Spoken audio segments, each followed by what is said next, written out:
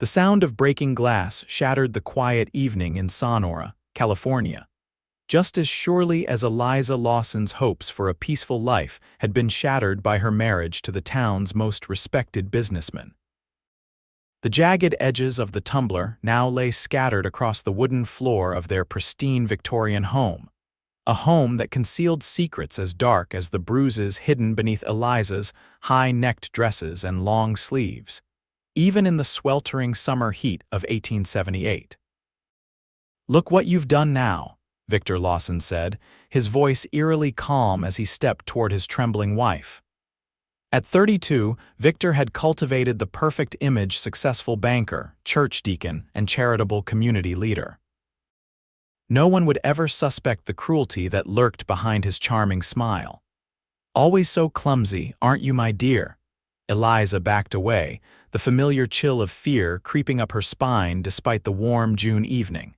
At 24, she had already learned that protesting only made things worse. "I'm sorry, Victor. I'll clean it up right away." "Yes, you will," Victor replied, reaching out to stroke her cheek in a gesture that might have appeared loving to anyone watching, but his fingers dug painfully into her skin. "And remember, we have the Founders' Day celebration tomorrow. Wear the blue dress, it covers your arms completely." Eliza nodded, keeping her eyes downcast. The blue dress was stifling in the summer heat, but it would indeed hide the marks of Victor's latest outburst, the finger-shaped bruises that ringed her upper arms where he had gripped her the night before.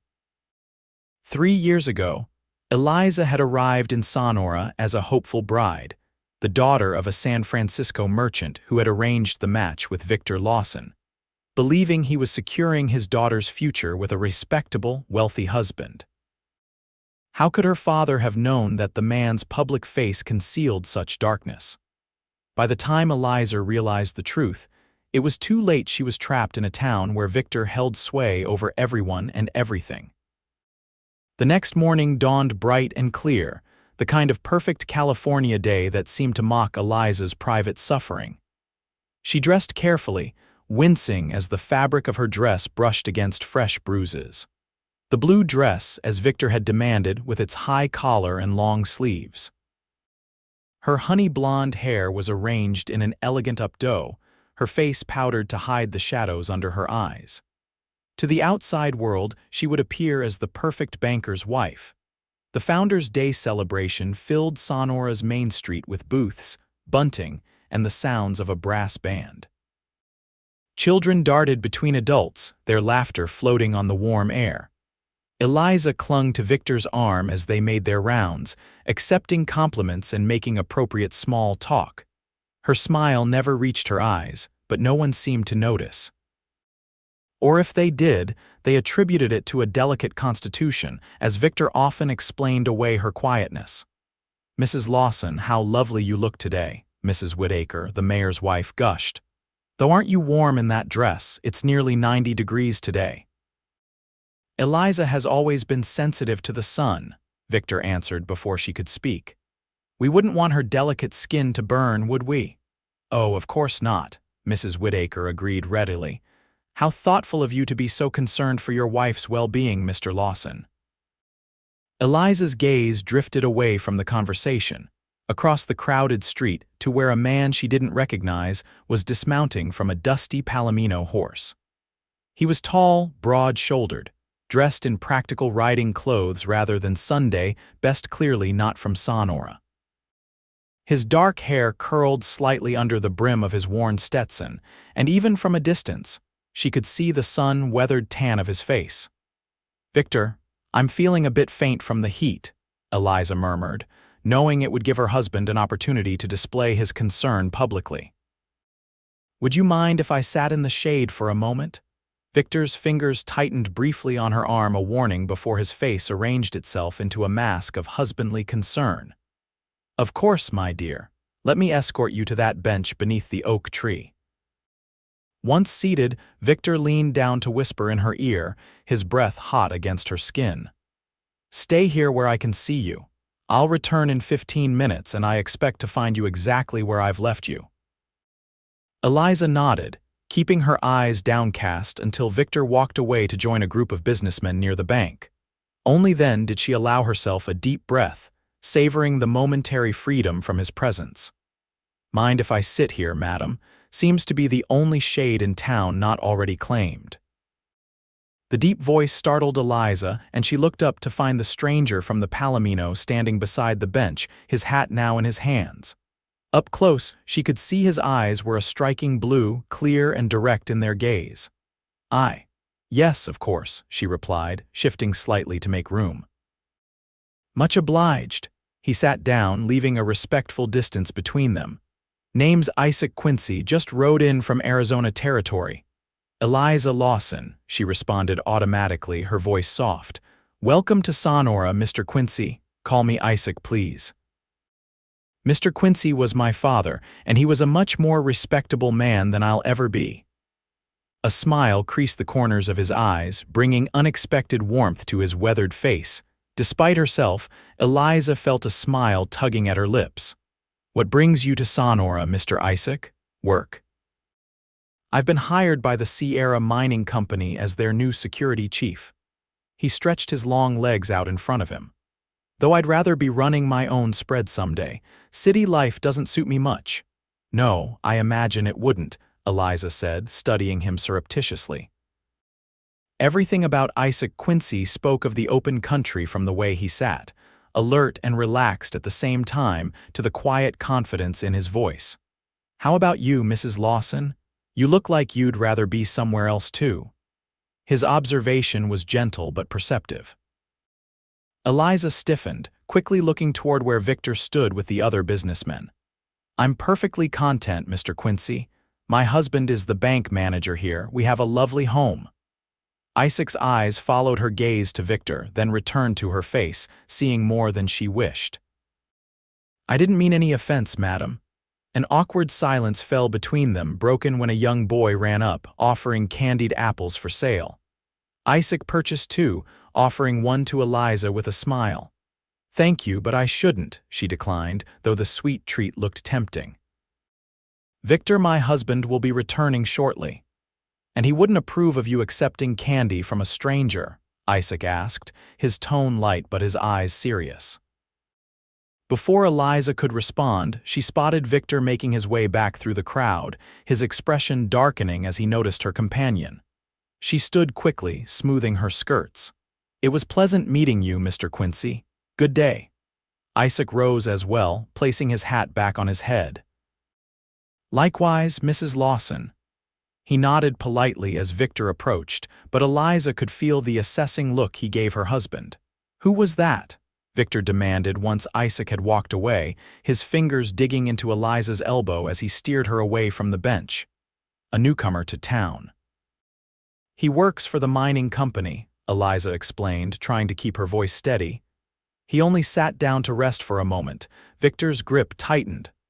"I don't want you speaking with strange men when I'm not present. Do you understand me?"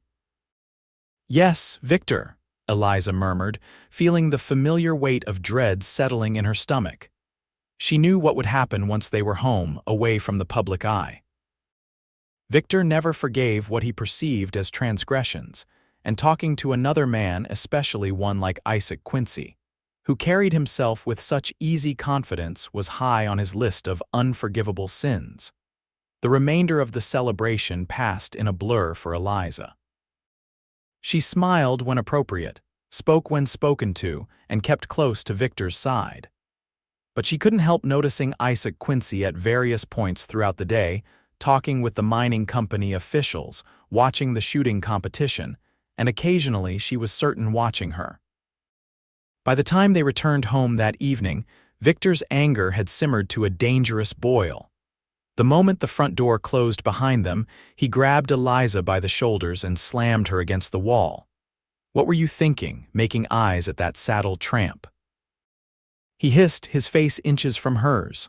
"I wasn't, Victor, I swear," Eliza pleaded. "He only asked to share the bench. It meant nothing." "Nothing," Victor laughed, a cold, cruel sound. "I saw how he looked at you, and worse, I saw how you looked at him."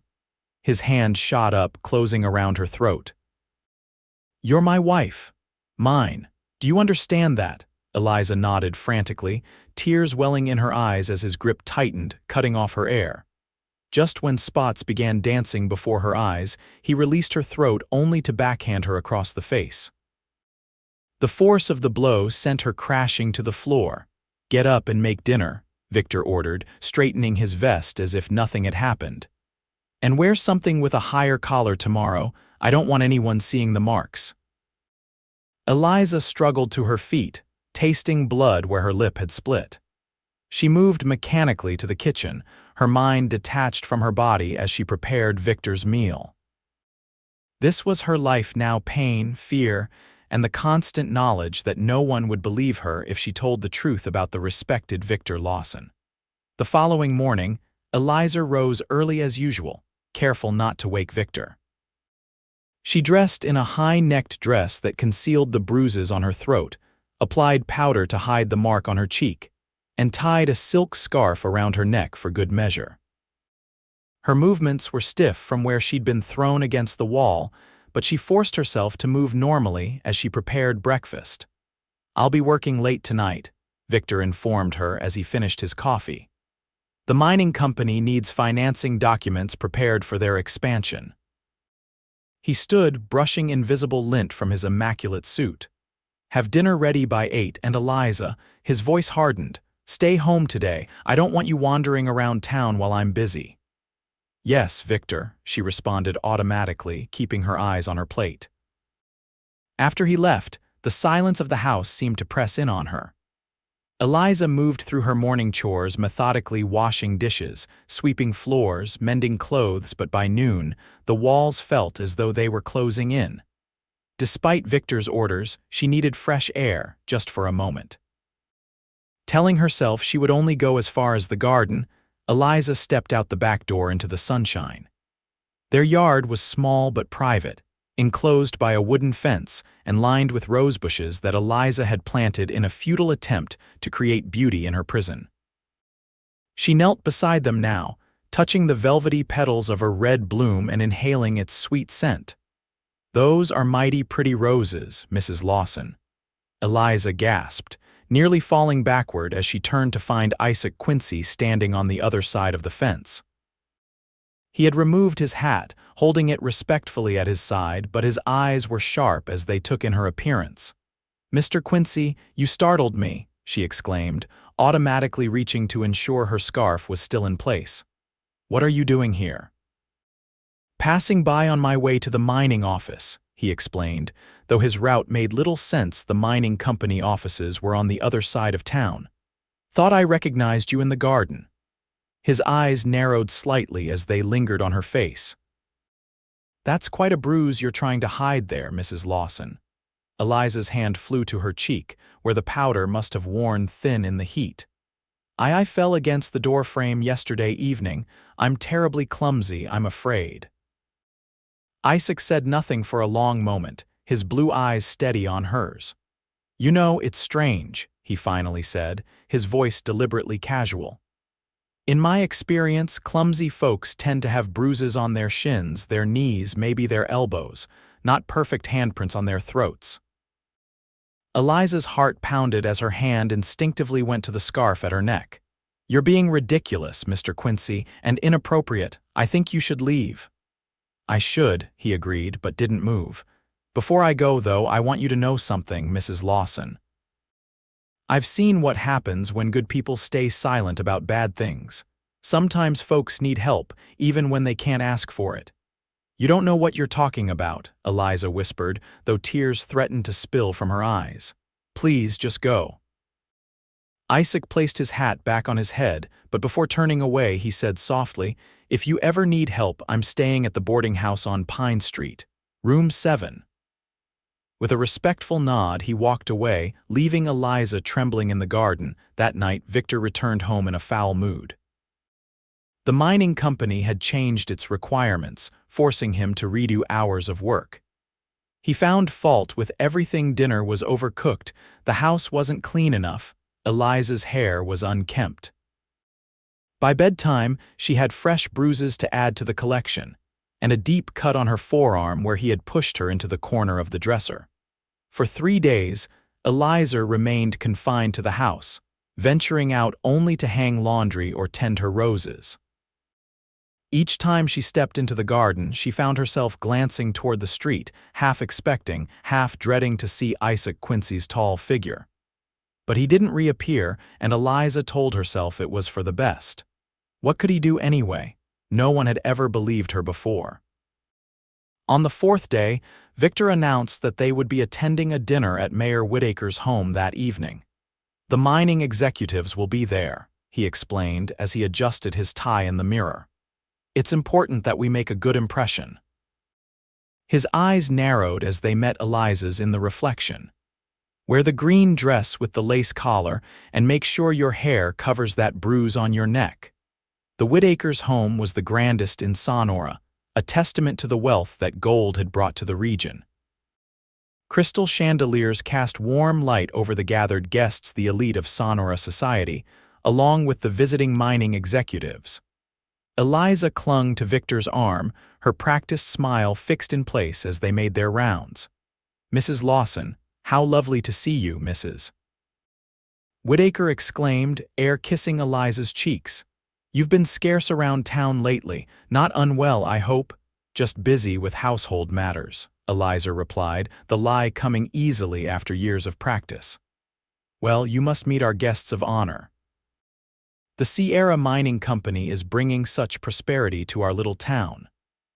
Mrs. Whitaker guided them toward a group of men in formal attire, and Eliza's heart nearly stopped when she recognized one of them. Isaac Quincy stood slightly apart from the others, looking uncomfortable in his suit but undeniably handsome. His eyes found Eliza's immediately, and something in them made her breath catch concern, perhaps, or determination. "Mr. Lawson, you know Mr. Harrison and Mr. Peterson from the mining company," Mrs. Whitaker was saying. "And this is their new head of security, Mr. Quincy. He's been with the company for just a short while but comes highly recommended." Victor extended his hand, his grip visibly tight as he shook Isaac's hand. "Mr. Quincy and I have not been formally introduced, though I believe he's made my wife's acquaintance." "At the Founders' Day celebration," Isaac confirmed, his eyes flicking briefly to Eliza before returning to Victor. "Sonora seems like a fine town, friendly people for the most part." The tension between the men was palpable, and Eliza found herself holding her breath until Mrs. Whitaker broke in. "Dinner is served. Shall we move to the dining room?" Throughout the meal, Eliza was acutely aware of Isaac's presence across the table. Though he rarely looked directly at her, she felt his attention like a physical touch. The conversation flowed around topics of business, local politics, and the mining company's plans for expansion. But Eliza barely registered the words. Instead, she focused on keeping her hands steady as she used her cutlery, making sure her sleeves didn't ride up to reveal the bruises on her wrists. "Mrs. Lawson, you're being very quiet," Mr. Harrison, the mining company's director, remarked during a lull in conversation. "Don't you have an opinion on the matter?" Eliza started, realizing she had no idea what they had been discussing. "I'm afraid I know little about business matters, Mr. Harrison. I leave those to my husband." "As it should be," Victor said smoothly, patting her hand in a gesture that appeared affectionate but pressed painfully on a fresh bruise. "Women's minds aren't suited for the complexities of finance." "I don't know about that," Isaac said, his voice casual but his eyes hard as they met Victor's. "My mother ran our ranch for 15 years after my father died, smartest business person I ever knew." "Perhaps in the rougher territories such arrangements are necessary," Victor replied coolly. "Here in civilized society, we prefer to honor the natural order of things." "I've found that civilized is often just a word men use when they mean convenient for them," Isaac responded, a dangerous edge to his smile. Before Victor could reply, Mayor Whitaker cleared his throat. "Who's for brandy in the study, gentlemen? Ladies, perhaps you'd like to retire to the parlor for tea." As the men stood, Victor's hand clamped down on Eliza's shoulder. "I'm afraid we must take our leave early," he announced. "My wife isn't feeling well." "Oh dear, nothing serious I hope, Mrs. Whitaker fussed. Just one of her headaches, Victor explained, his solicitous tone belied by the grip he maintained on Eliza's arm as he helped her rise from her seat. She'll be fine after some rest. Eliza kept her eyes downcast as they made their goodbyes, but she could feel Isaac watching her, could sense his frustration at being unable to intervene. As Victor led her to the door, she risked one glance back. Isaac stood apart from the other men, his face grim as his eyes met hers across the room. The moment their front door closed behind them, Victor's facade dropped. He flung Eliza against the wall, his face contorted with rage. "You made a fool of me tonight," he snarled. "Sitting there looking at that cowboy like some love-sick schoolgirl?" "I wasn't," Eliza began, but her words were cut off as Victor's hand cracked across her face. "Don't lie to me," he shouted, grabbing her by the shoulders and shaking her violently. "I saw how you looked at him." "How he looked at you? What have you told him about us, Eliza? What lies have you been spreading?" "Nothing, Victor, I swear," Eliza cried, true fear coursing through her. She had never seen him this angry. "I've barely spoken to him." Victor's hand closed around her throat, squeezing until dark spots swam before her eyes. "If you ever shame me like that again," he whispered, his face inches from hers, "I will kill you. Do you understand me? No one would question it if my delicate, sickly wife finally succumbed to her poor health." He released her suddenly, and Eliza collapsed to the floor, gasping for air. Victor straightened his jacket, once more the composed banker. "Clean yourself up. I expect you in our bed in 10 minutes. Later, after Victor had fallen asleep, Eliza lay awake, staring at the ceiling. The pain from her newest injuries was nothing compared to the growing realization that Victor would indeed kill her one day. Maybe not tomorrow, maybe not next week, but eventually his rage would go too far, and no one in Sonora would ever question it. They would shake their heads sadly at her passing, comment on how devoted Victor had been to his frail wife, and life would go on, except for Isaac Quincy. He had seen the truth. He had believed what no one else would. The thought of Isaac gave Eliza courage she hadn't known she possessed. Carefully, moving with agonizing slowness to avoid waking Victor, she slipped from the bed. She dressed quickly in the dark, choosing her plainest dress and sturdiest shoes. From its hiding place beneath a loose floorboard under her dressing table, she retrieved the small bundle of money she had saved over the year's coins skimmed from the housekeeping funds, tucked away one by one. It wasn't much, but it might be enough to get her to San Francisco, where she had a cousin who might take her in. Or if not there, then somewhere else, anywhere away from Victor. Eliza crept down the stairs, wincing at each creak of the wood beneath her feet. At the front door, she paused, her hand on the latch. Could she really do this? Leave everything behind and flee into the night? What if Victor caught her? What if the sound of bed springs upstairs made the decision for her? Heart pounding, Eliza slipped out the door and into the darkness. The night air was cool against her skin as she hurried through the silent streets of Sonora. She kept to the shadows, terrified that someone would see her and report back to Victor. The boarding house on Pine Street loomed ahead, its windows mostly dark at this late hour. Eliza hesitated at the bottom of the steps. What was she doing? Coming to a strange man's lodgings in the middle of the night was madness. But the thought of trying to leave town alone, with Victor's connections at the stage coach office and the livery stable, seemed equally impossible. Taking a deep breath, Eliza climbed the steps and entered the boarding house. The lobby was deserted, the only light coming from a single lamp turned low on the front desk. She moved quietly past it, climbing the stairs to the second floor. "Room 7, Isaac had said. Her knuckles rapped softly against the door, and for a long moment, there was only silence. Then came the sound of movement within, and the door opened to reveal Isaac, dressed in trousers and an undershirt, his hair tousled from sleep, a gun in his hand.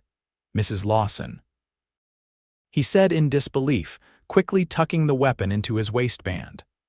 "What in heaven's name?" His words cut off as the lamplight from his room fell across her face, illuminating the fresh bruises and the red marks at her throat. "Come in," he said grimly, stepping aside. Eliza entered the small room, suddenly aware of the impropriety of her situation. But propriety seemed a small concern compared to survival. "I'm leaving Sonora tonight," she said without preamble, her voice rough from Victor's assault. "I can't stay any longer, he'll kill me if I do." Isaac's expression darkened as he took in the full extent of her injuries. "Sit down before you fall down," he said, guiding her to the edge of his bed. He poured water from a pitcher into a basin and brought it to her with a clean handkerchief. "Clean up a bit while I think." Eliza pressed the cool cloth to her aching face, watching as Isaac paced the small confines of his room. "Thank you for helping me," she said softly. "No one else has ever believed me about Victor." Isaac stopped pacing, turning to face her. "The truth is plain enough for anyone with eyes to see," he said, anger evident in his voice. "Your husband's a monster wearing a gentleman's clothes." "He's well respected in town," Eliza explained wearily. "The few times I tried to tell someone, the doctor, the minister, they thought I was being hysterical.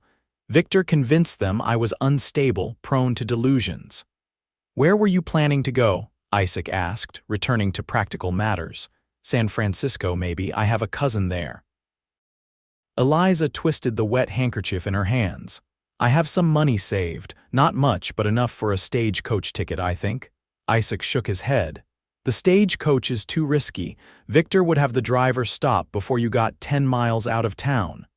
He thought for a moment. "I have a better idea. My friend runs a freight wagon that leaves for Sacramento before dawn. He owes me a favor. We can hide you in the back, get you safely away before your husband even knows you're gone." Hope, fragile but real, bloomed in Eliza's chest. "You do that for me. Why?" Isaac's expression softened as he looked at her. "Because no one deserves to live in fear. Because you have courage, Mrs. Lawson, even if you don't see it yet." He hesitated, then added, "And because the first time I saw you at the Founders' Day celebration, I thought you had the saddest eyes I'd ever seen on someone so young. No one should look that sad." Tears welled in Eliza's eyes at his words. "I don't know how to thank you." "You can thank me by living a free life," Isaac said simply. He moved to a trunk at the foot of his bed and began pulling out items. "Here, put this on." He handed her a man's shirt, trousers, and a worn leather jacket. "We'll need to disguise you until we're well away from town." Eliza took the clothes, then hesitated, glancing around the small room. Understanding her concern, Isaac said, "I'll step outside while you change. Knock when you're ready." Alone in the room, Eliza quickly shed her dress and donned the borrowed clothes. They were far too large, but she rolled up the sleeves and pant legs, then used a length of rope Isaac had left to secure the trousers at her waist. The masculine attire felt strange against her skin, but also oddly liberating. When she was dressed, she knocked softly on the door. Isaac returned carrying a hat and a small sack. "Food for the journey," he explained, setting the sack down. "And this," he placed the hat on her head, tucking her long hair up under it, "should help hide your identity." "What about you?" Eliza asked suddenly. "Victor will know you helped me." "He'll make trouble for you with the mining company." A grim smile crossed Isaac's face. "Let him try. I've handled worse than a banking man with delusions of grandeur." He checked his pocket watch. "It's almost 4. The wagon leaves at 4:30. We should go now, while the streets are still empty." They slipped out of the boarding house through the back door, keeping to the alleyways as they made their way toward the edge of town where the freight company kept its wagons. The pre-dawn air was cool and damp with dew, and Eliza shivered slightly in her too large clothes. "Almost there," Isaac murmured, his hand at the small of her back guiding her through the darkness. "My friend's name is Sam. He's trustworthy." The freight yard was stirring with early morning activity when they arrived. Workers loaded crates and barrels onto wagons, their lanterns casting long shadows in the darkness. Isaac led Eliza toward a wagon set slightly apart from the others, where a burly man with a graying beard was checking harnesses on a team of draft horses. "Sam," Isaac called softly as they approached. The man turned, his eyes widening slightly at the sight of Eliza in her disguise. "This your emergency passenger, Isaac?" he asked, his voice a low rumble. "This is the one," Isaac confirmed. "Sam, meet Eliza. She needs to get to Sacramento without being seen leaving town." Sam nodded, asking no questions. "I've got a space cleared behind the flour barrels." "Not comfortable, but it's hidden." He glanced at the sky, which was beginning to lighten in the east. "We need to move quickly. The banker usually comes by around 5 to drop off documents for delivery." The mention of Victor sent a jolt of fear through Eliza, but Isaac's steady presence beside her kept her from panicking. "Let's get you settled then," he said, leading her to the back of the wagon.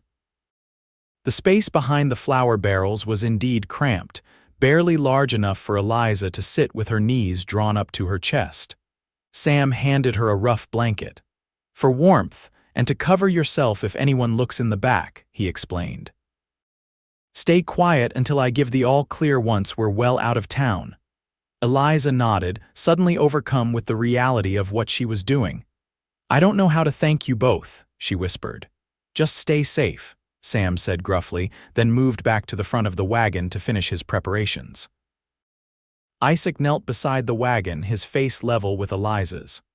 "When you reach Sacramento, go to the River Queen Hotel. Ask for Mrs. Cooper. She's a friend who helps women in trouble. She'll get you to San Francisco safely." "What about you?" Eliza asked, reaching out impulsively to touch his hand. "Will I see you again?" Something flickered in Isaac's blue eyes, regret perhaps, or something deeper. "I'll finish my business with the mining company first," he said. "But then—" He hesitated, then continued more firmly, "Then I'll find you if you want to be found." "I do," Eliza whispered, surprising herself with the certainty she felt. The sound of voices approaching made them both tense. "Someone's coming," Isaac said urgently. "I have to go. Remember River Queen Hotel, Mrs. Cooper." He squeezed her hand once, then closed the wagon flap, leaving Eliza alone in the darkness. She pulled the blanket over herself, huddling behind the flour barrels as she heard Sam greet whoever had approached. The next hour was the longest of Eliza's life.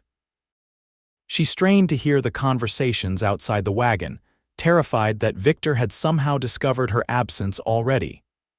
But eventually, she felt the wagon lurch as Sam climbed onto the driver's seat, heard the snap of reins, and then they were moving. Through a small gap in the canvas, Eliza watched as the buildings of Sonora slipped past, then gave way to the dusty road leading out of town. Only when the last house had disappeared from view did she allow herself to believe that she might truly be escaping. The journey to Sacramento was grueling. The wagon jolted and bounced over rough roads, and the space behind the flour barrels grew stifling as the day warmed. But Eliza endured it all without complaint, knowing that each mile put distance between her and Victor. At midday, Sam stopped the wagon in a secluded spot and brought her water and some of the food Isaac had packed. "No sign of pursuit," he told her as she ate, "but we'll still keep you hidden until we reach Sacramento just to be safe." "How long until we arrive?" Eliza asked, stretching her cramped limbs. "Late tomorrow afternoon if the weather holds," Sam replied. "Try to rest. The road gets rougher from here." True to Sam's word, they reached Sacramento as the sun was beginning its descent the following day. The city was larger and busier than Sonora, the streets crowded with people and vehicles. Sam helped Eliza from the wagon in a quiet alley behind the freight office. "The River Queen is 3 blocks that way," he said, pointing east. "Stay in those clothes until you're safely with Mrs. Cooper." He pressed a few coins into her hand. "From Isaac for food if you need it." "Thank you for everything," Eliza said, impulsively hugging the gruff freighter. "Please tell Isaac I made it safely when you return." Sam nodded, then climbed back onto his wagon and drove away, leaving Eliza alone in a strange city as the shadows lengthened. Keeping her hat pulled low and her stride purposeful, as Isaac had advised, Eliza made her way to the River Queen Hotel.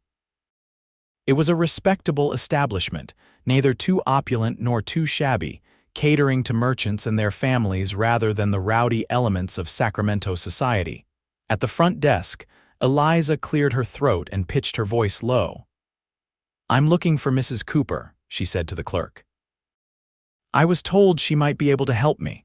The clerk, a thin man with spectacles, studied her for a moment, then nodded. "Wait in the parlor," he said, gesturing to a room off the lobby. "I'll see if she's available." Eliza sat stiffly on the edge of a velvet settee, trying not to draw attention to herself. After a few minutes, a door opened, and a woman entered, tall, gray-haired, with intelligent eyes and a no-nonsense manner. "I'm Mrs. Cooper," she said, approaching Eliza. "And you are?" "Eliza Lawson," she replied, keeping her voice low. "Isaac Quincy sent me." Recognition flashed in Mrs. Cooper's eyes. "Come with me," she said simply, leading Eliza through a side door and up a narrow staircase to the third floor of the hotel. They entered a small but comfortable sitting room where Mrs. Cooper closed and locked the door behind them. "You can take off that hat now," she said, moving to pour tea from a pot that sat on a small table. "Isaac sent word that you might be coming. He didn't give details, but he didn't need to." Her eyes took in the fading bruises on Eliza's face and throat. "I've seen it before, more times than I care to count." Relief flooded through Eliza at being so readily understood. "My husband," she said simply. "He would have killed me eventually." Mrs. Cooper nodded, unsurprised. "You're safe here for now. We'll get you some proper clothes and then we can discuss your plans. Do you have family in San Francisco? I believe Isaac mentioned." "A cousin," Eliza confirmed. "Though I haven't seen her in years, I'm not certain she'll take me in." "One step at a time, Mrs. Cooper said briskly. "First a bath and a proper meal, then rest. Tomorrow is soon enough to make decisions." For the first time in years, Eliza felt truly safe. Mrs. Cooper arranged for a hot bath to be brought to a private room, provided clean women's clothing that fit far better than Isaac's borrowed garments, and served a simple but satisfying meal. That night, Eliza slept deeply, without fear of being awakened by Victor's rage. The following morning, Mrs. Cooper helped Eliza write a letter to her cousin in San Francisco, explaining her situation in general terms and asking if she might visit. "It will take a few days to receive a reply," Mrs. Cooper explained. "In the meantime, you can stay here. I can always use help with the books if you'd like to earn your keep." "I would, thank you," Eliza said gratefully. The thought of being useful, of working with numbers as she had enjoyed doing before her marriage, was appealing. A week passed, then two. Eliza settled into a routine at the River Queen, helping Mrs. Cooper with the hotel accounts in the mornings and spending her afternoons learning about Sacramento. The bruises on her face and neck faded, and with them, some of the fear that had been her constant companion. She received a warm reply from her cousin Mary, inviting her to come to San Francisco whenever she wished. But something kept Eliza from making immediate plans to leave Sacramento. Each day, she found herself watching the hotel entrance, hoping to see a tall figure in a dusty hat walk through the door. Isaac had said he would find her when his business in Sonora was concluded, and though she told herself it was foolish to wait for a man she barely knew, she couldn't quite bring herself to leave without knowing if he would come. On a warm afternoon in late July, nearly 3 weeks after her escape from Sonora, Eliza was working in Mrs. Cooper's office when she heard a commotion in the hotel lobby. Curious, she stepped into the hallway in time to see Mrs. Cooper hurrying toward her, an unusual urgency in her normally measured stride. "Eliza," Mrs. Cooper called, her voice tight with concern, "you need to come quickly. There's a man asking for you, says his name is Victor Lawson." Cold fear washed over Eliza. "Victor, here." Her hand flew to her throat in an unconscious gesture. "How did he find me?" "I don't know, but he's not alone. There's a deputy with him." Mrs. Cooper took her by the arm. "Come with me, we'll use the back stairs." But as they turned toward the service hallway, a familiar voice called out, "Eliza." "I know you're here." Victor stood at the end of the corridor, his face a mask of righteous indignation, a uniformed deputy at his side. Behind them, other hotel guests had gathered, drawn by the disturbance. "There she is, deputy," Victor said, pointing at Eliza. "My poor, confused wife." As you can see, she's not in her right mind, dressed as a hotel worker when she should be home under proper care. The deputy, a young man with an uncertain expression, looked from Victor to Eliza. "Madam, your husband's filed papers saying you're mentally unsound. I'm afraid you'll need to come with us." Mrs. Cooper stepped in front of Eliza protectively. "This woman is under my employment and my protection, deputy. If Mr. Lawson has legal papers, I'd like to see them properly filed with the Sacramento court, not whatever he's brought from some small-town judge who's in his pocket." Victor's face darkened with anger. "How dare you interfere in a private family matter?" "My wife has been ill for some time. Delusions, hysteria. Ask anyone in Sonora." "I'm not ill and I'm not delusional," Eliza said, finding her voice at last. The weeks of safety had given her strength she hadn't known she possessed. "I left because you beat me, Victor. Because you threatened to kill me." A murmur ran through the gathered onlookers. Victor's charming smile never faltered, but his eyes burned with cold fury. "You see, deputy, these wild accusations are precisely why she needs proper care. She injured herself during one of her episodes, and now blames me for her self-inflicted wounds." The deputy looked increasingly uncomfortable. "Madam, if you could just come with us to sort this out." "She's not going anywhere with him," a new voice cut in, and Eliza's heart leaped as Isaac Quincy pushed through the crowd, his tall frame imposing in the narrow hallway.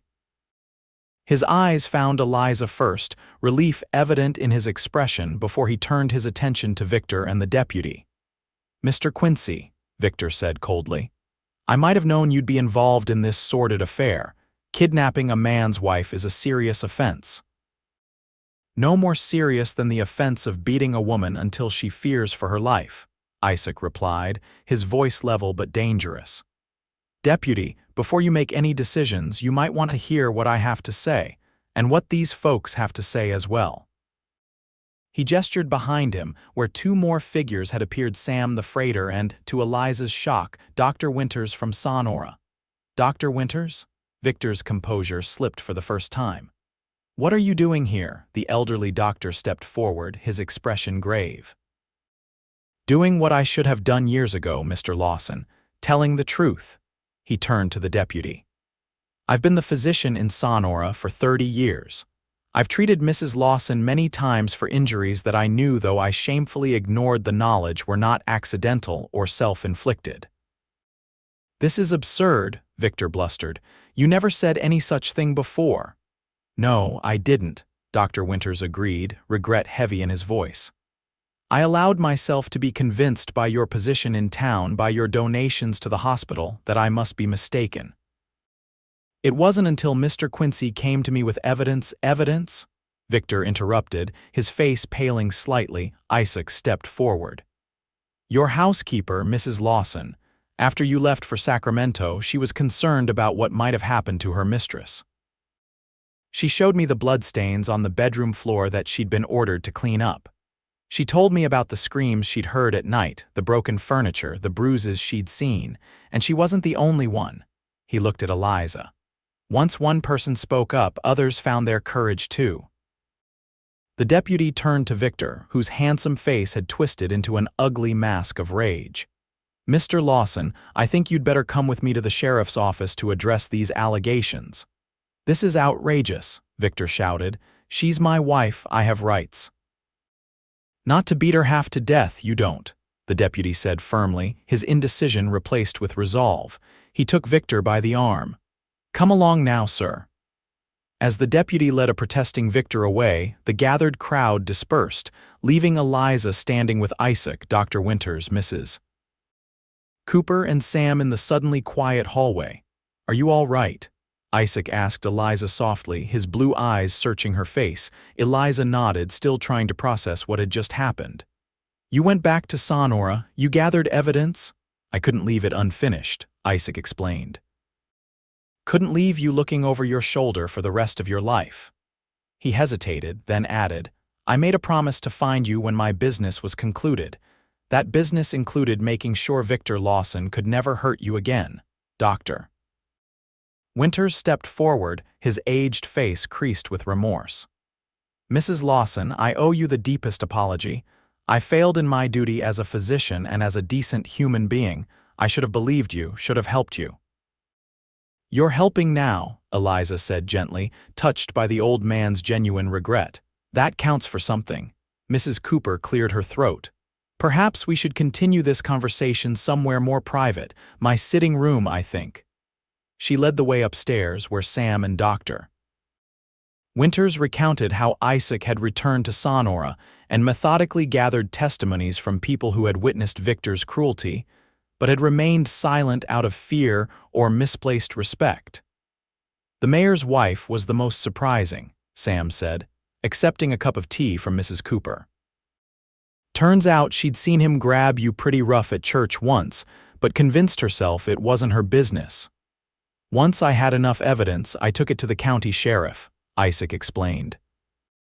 "He issued papers for Victor's arrest, but by then, Victor had already tracked you to Sacramento and left town.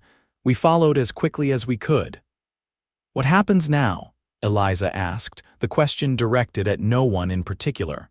"Victor will face charges in Calaveras County," Dr. Winters said. "With the testimony we've gathered, he's likely to serve time. At the very least, it will give you grounds for divorce." The word divorce hung in the air. It was scandalous, nearly unheard of in respectable society. But it also meant freedom, a chance at a new life. "I should return to San Francisco," Eliza said slowly. "My cousin has offered me a place to stay."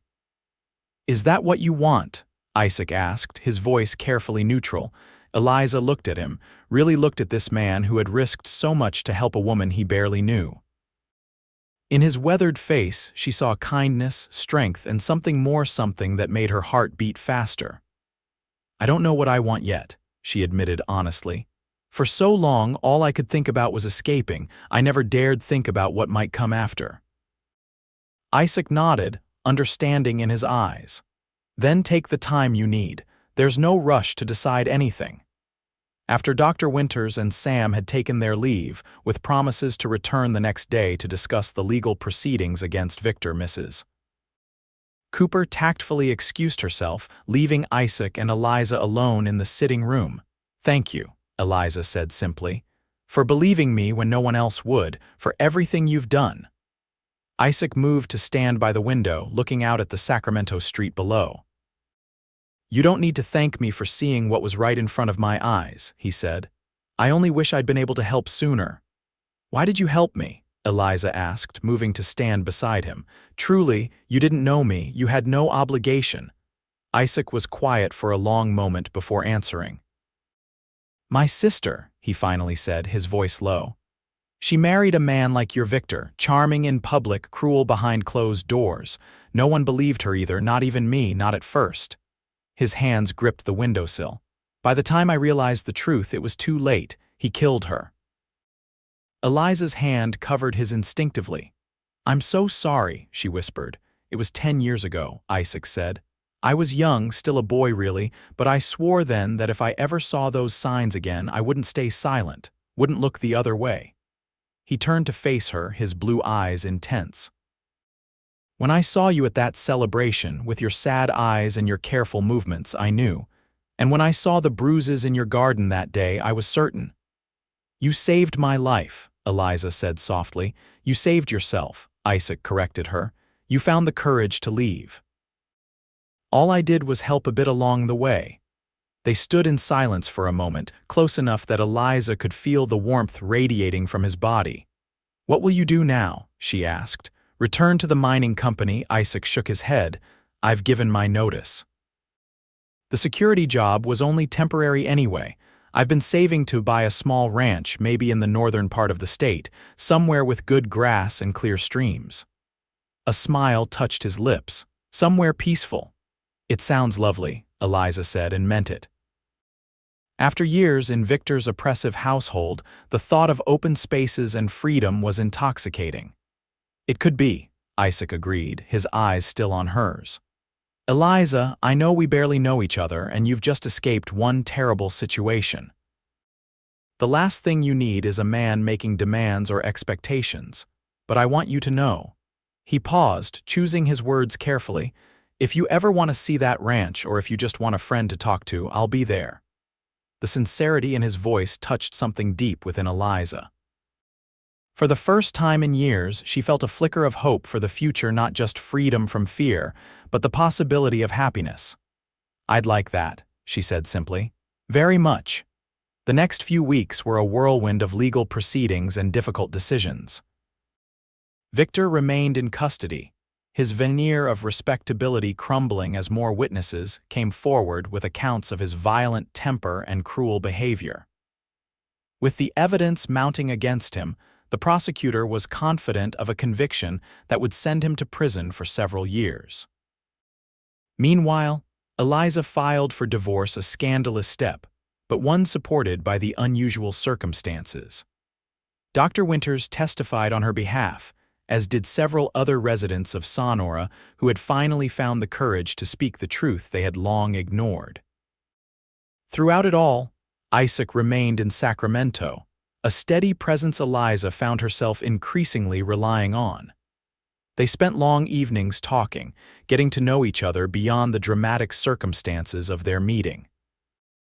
Eliza learned about Isaac's childhood on a Texas ranch, his years working cattle drives, and his dream of a place of his own. In turn, she shared stories of her life before Victor, her love of books and numbers, her hopes of someday running a business of her own. By the time autumn painted the Sacramento Valley in gold and russet, Eliza's divorce was granted, a rare outcome, but justified by Victor's criminal behavior. He had been sentenced to 5 years in the state prison, his reputation and position in Sonora destroyed. Eliza stood on the steps of the courthouse, the divorce papers in her hand, feeling strangely light. Beside her, Isaac waited patiently, his hat in his hands. "It's over," she said, the realization still sinking in. "I'm free." "You are," Isaac agreed, his smile warming his weathered face. "What will you do with that freedom, Eliza Lawson? Or should I say Eliza Lewis again?" "Eliza Lewis," she repeated, reclaiming her maiden name with satisfaction. "I'm not entirely sure yet. My cousin's offer to stay in San Francisco still stands, and Mrs. Cooper has suggested I might take over managing the hotel books permanently." Isaac nodded, his expression carefully neutral. "Both fine options." Eliza studied his face, seeing the hope he was trying to hide. Over the weeks, their friendship had deepened into something more unspoken but undeniable.